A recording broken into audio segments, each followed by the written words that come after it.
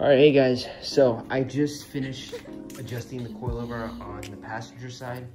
Right now, as I have it, it's sort of, I'm still working on this side, and I'm gonna go through how to adjust the coilover so that you guys know. I don't have a tripod, by the way. I mean, I do, but it's for the camera, and I didn't bring the phone adjuster, or the adapter, I should say. So this is your thread, right, for the coilover. This is for the rear coilover. There's this little collar that you can slide up. I slide it up so it can tell me whether I'm going up or down, because sometimes it could get a little confusing. So you want to slide this baby up a little bit. You don't want to do it too much. What I did before putting these on, and this is something you all should do, is put some lithium, or not lithium, anti-seize. If you put anti-seize on your threads, they won't seize up. And I drove this in the winter with the coilovers. So pretty much what you want to do is you want to put on the anti-seize before you install them. I didn't do it that way, so that's why it kind of looks very shitty right now, especially with some of the rust buildup. I'm just looking at the thread work. Awful. I'm gonna try clean these up in a bit, but what I'm gonna do is I probably might buy just some new coilovers in next summer or something. I don't know. But so like I said, if you're gonna adjust the height, you're gonna need one of these bad boys. These are called spammer wrenches. Pretty much when you buy a coilovers, they come with two. For some reason, I only got one, so it's nothing to fret about, because usually you only need two of them to get this bad boy off. This is how you adjust the preload. You need two of them. You need to go opposite directions and cut that off.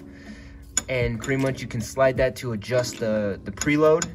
These, when you buy these brand new, the preload's already set, so you don't need to worry about that. But if you ever buy these used, and it's from a different car, so let's say you got this, a Civic had these, and your car is an Integra, you're gonna want to change the preload. I don't know what preload you should have it at. I was told that you're supposed to tighten these up until like they're snug, and then you can just tighten them down. I'll put a video in the link down in the description, but yeah.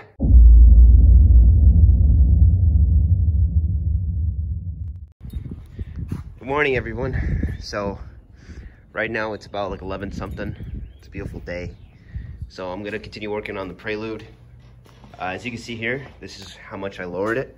I'll show a comparison with how it used to look before I lowered it. But as you can see here, I have about 2 fingers, a little less than 2 finger clearance. I don't think it should rub with anything. I mean, I have space if it hits a bump. At least a little bit of a space. I mean, it shouldn't be that big of a deal. Other side's the same way. Lowered it about, and I think it's just perfect the way it's at. The rears are just fine. Not even gonna touch the rears. A few of my friends were telling me to slam it, and I'm like, no. They're like, send it. I'm like, no, thank you. The front, this is, the front I need to lower a little bit more. As you can see here, you can definitely tell that the rear is lower than the front, so I gotta try lowering the front just a little bit, just about a half an inch maybe a quarter. I really don't know. As you can see here, this is where I'm gonna admit something before I get called out on it. Now, my cousin was very honest with me. He said that the rims were awesome, they're great, but they're just too wide for the car, and I do agree with him. It is a wide tire. It's about 10 more millimeters wider, which, if I'm being completely honest, like I said, they didn't have ESR thinner than 215 or 8.5. So I really didn't have much of a choice. I mean, I could have done a stretch look, but then again, that's not what I'm trying to do, because if I'm gonna do stretch look, then that means I have to do camber, and that's just more money down the pocket. Right now, I'm just trying to work with the best of what I got. But honestly, I like what I have so far. Even though it is wide, it still looks fucking good. You can't tell me it does not look good, even though it is wide. If it's wider, that just means more traction. But I'm about to like park the car in the center so I can work on the front, so I can show you guys what I did, or an example of adjusting the front, because like I said, I'm only gonna adjust the front by like 1/2 inch. So I'll be back with the car adjusted.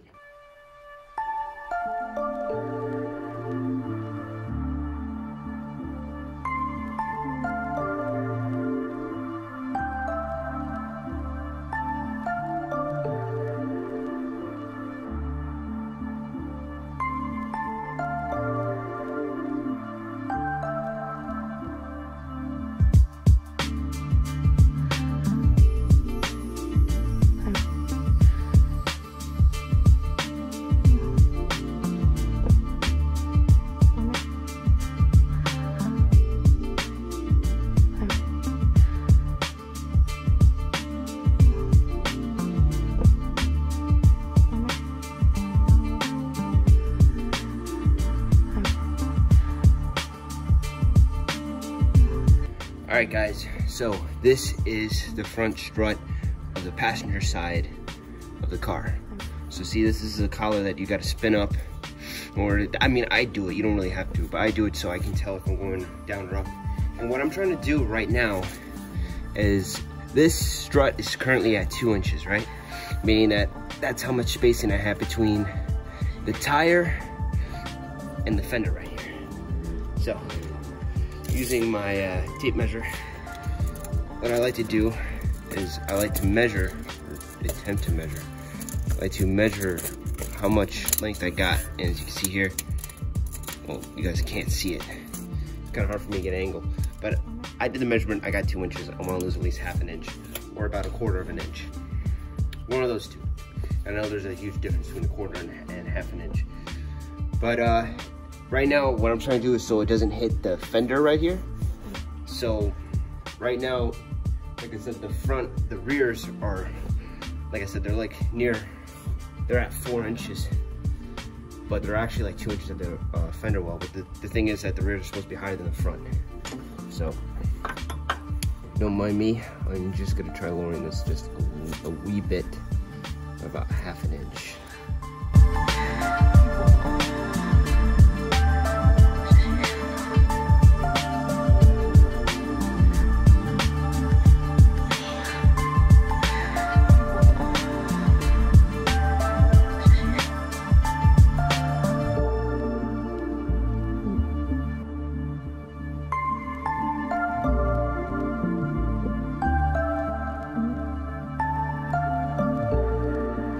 All right, guys, so I lowered it about, if we can use that right here, so I can show you guys the best way that I can possibly. So right there, I have about 1/2 inch, 1.5 inches.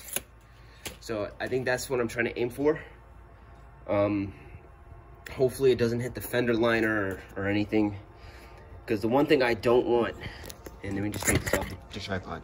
One thing I don't want is the tire to hit a bump and hit the fender and rip the whole fender off. That has happened to other people before. I've heard of that happening. I don't want that to be the case. I want it to be low enough so it completes the look. And even though it's costing the expense of my suspension parts, but otherwise, like I said, I'm just doing the best of what I can with what I got. I'm not gonna really put more money into this right now because I don't have a job right now. I'm not working, so I just thought this would have been a fun little project to do since I had the stuff to do it. So I just lowered both sides to 1.5 inches. I don't know if that's gonna be the sweet spot that I'm looking for. Hopefully it is. If not, then I guess I gotta readjust it and make it an 1.75 inches. So I just wanted to tell you guys that for those of you guys starting out in the car community like me, and you're getting your first rims, or you're getting your coilovers, or you just want to work on your car, I want to emphasize for you guys how hard it was for me to get into this field. I was very nervous. I was always afraid of messing things up, and the thing that I've learned, that it's okay to mess things up. It's okay to ruin even your car. I've ruined my car a couple of times just by putting on these stupid badges, which I will make a video about why you shouldn't get these. But it's okay to make mistakes. That's what I'm trying to get at. It's okay to make mistakes. It happens in the car world, the automotive industry. As long as we get it back up and we learn from them, then that's when we can move forward and we can learn to get better and better. I've gotten better and better. This I don't want to say this is my first time jacking up a car. This isn't my first time. But doing it all alone in a garage and adjusting this by myself, it's a learning curve. It's amazing. I'm very happy that I took the time out of today, since I'm in quarantine, just to work on this. So I'm gonna put the wheels back on, and I'll be right back with you with an update. Peace. All right, so I just finished lowering it, and I just took it off jack stands, and this is how it looks. And guys, oh my God, I'm so geeked. This looks so awesome. I never ever thought it'd look this good. Look at that. Oh my God, that looks so badass. Dude. Oh, I'm so happy, I'm so proud of myself. God damn it, I lowered it onto the blanket. Gotta pull it. Okay, it's not gonna let me move it. But guys, check this out. This is so cool. I'm lost for words, guys. Obviously, there's got to be some camber since it's lower, and maybe I should get like a camber kit later, though. Later, not now. I was just doing with what I got.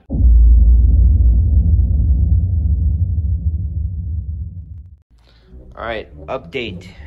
Today is Friday, April 17th, and it's a wonderful, wonderful afternoon. Birds are chirping. And this is the final product of lowering the car. It was such a pain to do this. As you can see, the fronts were lowered a lot more than the rear. The rear stuck up a little bit more. I don't have a ton of clearance, especially in the fender. And I obviously got to do something about this fender liner.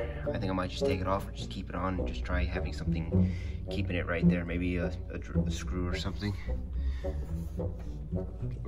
I really don't know. The rear, I never thought this would be causing so many problems because I had it at 4.5, and then right here, and then I had it at 4, which was rubbing. 4.5 was still rubbing a little bit, so I had to bring it up 1/4 inch, and this is where we have right now. And if I'm being completely honest, I'm not very happy with the results. I wanted to lower the rear a little bit more, so it can have like this kind of look where it's kind of close to the fender, but it's not rubbing. Here, it's not that bad. It's actually pretty good. But in terms of me, I went through hell trying to basically make this work and all that kind of stuff. Joel was being very positive. He's like, well, I like the OEM look. Looks clean. Looks really clean. And it does look clean. It does. The only problem is that the rears are good. The fronts kind of stick out a bit, but it's not that bad. I mean, tell me what you guys think I should do, because I already have solutions for this to make it lower. I can go with skinnier sidewalls, go with a 40 instead of a 45. And I think what I'm gonna do is I'm gonna pull and roll the fenders when I get this thing repainted, because if you guys didn't know, I had to get the corner panels repainted because once I was rusting. And you know, to ruin my day even more, there's a crack right there. I don't know if I'm touching, I don't know if you guys can see it. It's right there. There's a crack right there, so my paint cracked. Just to make my day even worse. Matter of fact, before I end this video, I just received new caps. So these are the new caps that I'm gonna be slapping on. These are really, really cool. I've been waiting for a couple of days for them, and they came in faster than usual.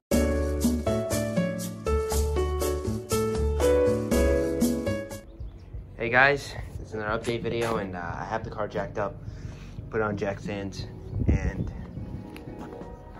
here's what I found out. So after I lowered it the last time, I left these pretty high, and even these still rub when they hit a huge bump.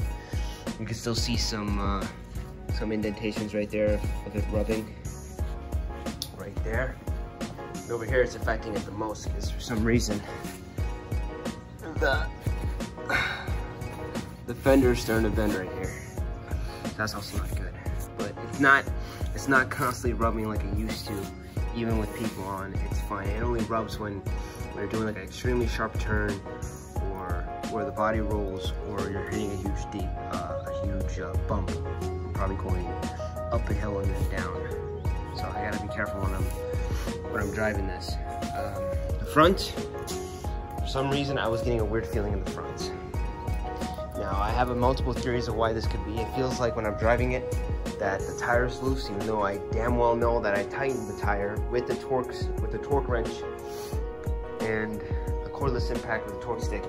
And I know that that's not the case. Well, you could tell the case by looking at the threads right here. You see, the threads are starting to get messed up.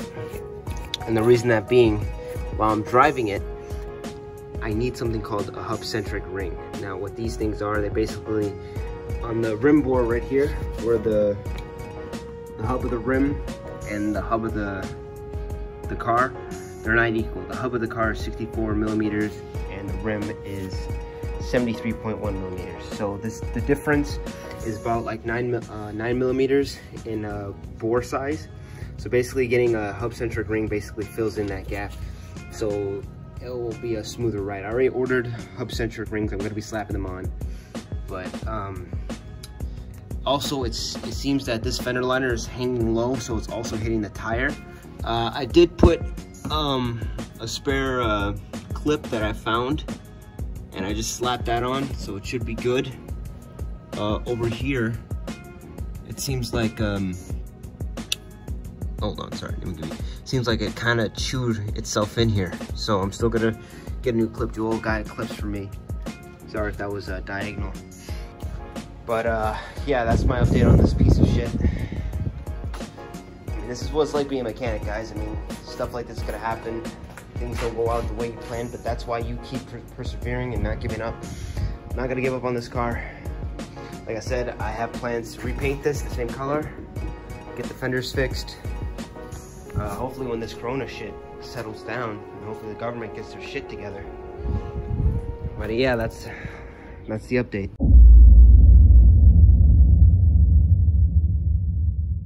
Alright, so this is like day 4, I think. If I'm wrong, I'm gonna edit it out later and correct myself. But these are hub-centric rings that I had to wait for them to come in the mail. I had to wait about, I'd say about a week, under a week. The postal service is on point with their delivery services and with all Corona going on. But these are hub-centric rings. So basically, you got to put this side on the hub and this side on the aftermarket ring, aftermarket rim right here. And basically, what it does is that it pretty much fills in the gap around the hub, so that when you're driving, it doesn't feel like your wheel's gonna fall off, because pretty much, so let's just say this is your hub, my fingers, right? And this is the rim. Like this circle is the rim, and when you're driving, this is just pretty much shaking around in the hub. That's shitty. It's hard for me to explain with just holding this one hand. I don't have the tripod. My my iPhone adapter literally just broke on the tripod, so I'm like, oh well, that's just great. So now I gotta invest in a new thing.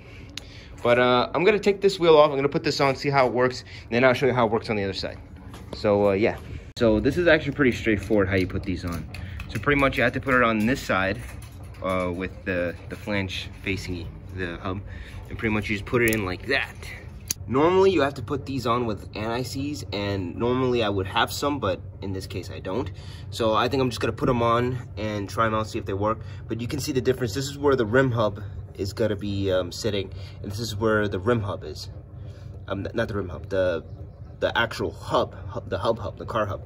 And you can actually see the difference, the 9 millimeter difference in circumference, which is actually kind of major. Now I'm gonna be really honest. Not every car is gonna need a hub-centric ring. Some cars don't need it because maybe the difference in hub and rim hub is not that great.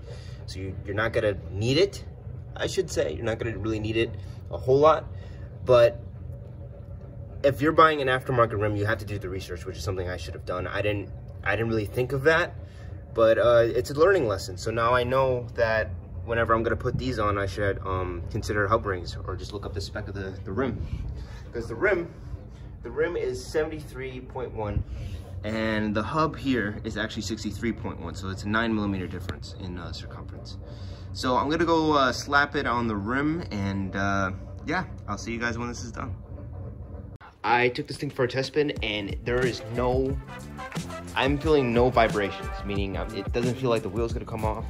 So that's a huge, major success for me anyways, because pretty much how I solved this problem is I researched, I basically through a process of elimination, and I figured out what the problem was. So I might put the front a little lower, because I did lift it about 1/4 of an inch than last time. And the rears, like I said, I'm not very proud of where it's at in terms of height, because as you can see here, it's actually standing pretty tall.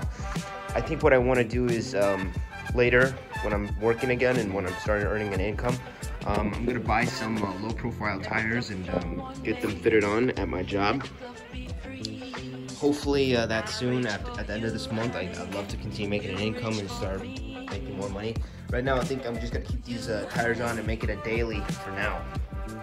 Just until I can have enough money to stretch these tires. Because basically what I'm going to do is I'm going to go with a 215/40 instead of a 45 in aspect ratio. So that's pretty much going to stretch these out a little bit more, have it a little bit more clearance, meaning I can lower it a little bit more.